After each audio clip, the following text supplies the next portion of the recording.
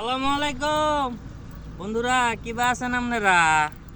ফেসবুকে কাজ করছি কতদিন আমি নিজেও জানি না, কিন্তু এখন ফেসবুকে কাজ করতেও ভয় পাই।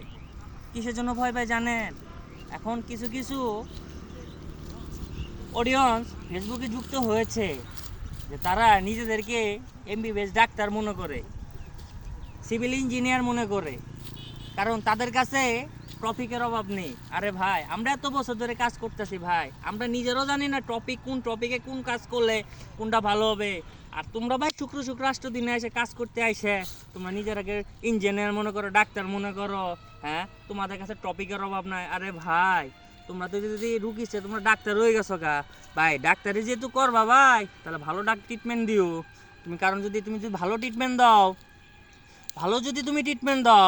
তাহলে তোমার কাছে কিন্তু রোগীর অভাব পড়বো না। এক রোগীর ধারায় তুমি আরো 50টা রোগী পাবা। আর ইঞ্জিনিয়ারদের যাদের বলছি ভাই, বাড়ি যখন বানাবেন ভালো ডিজাইনের একটা বাড়ি বানাই দিয়েন, ভালো ডিজাইনের আপনার ক্লায়েন্টের একটা বাড়ি বানাই দিয়েন, তাহলে দেখবেন ওই ক্লায়েন্টের দ্বারাই আপনি আরও হাজার হাজার অর্ডার পাবেন। ঠিক আছে ভাই?